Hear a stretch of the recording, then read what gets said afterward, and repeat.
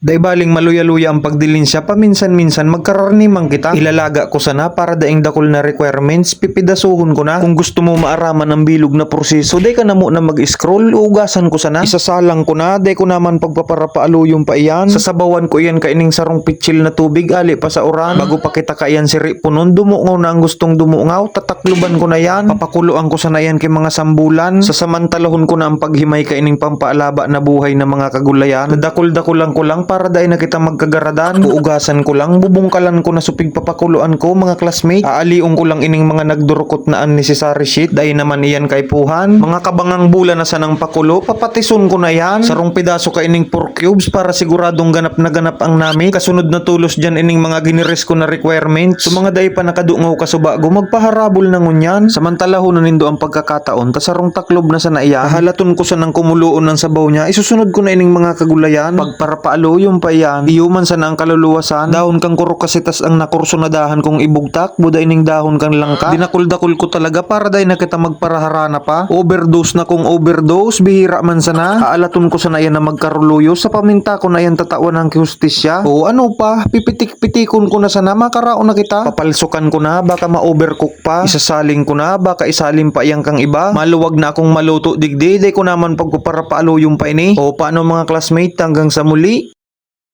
Magkaraon tabi.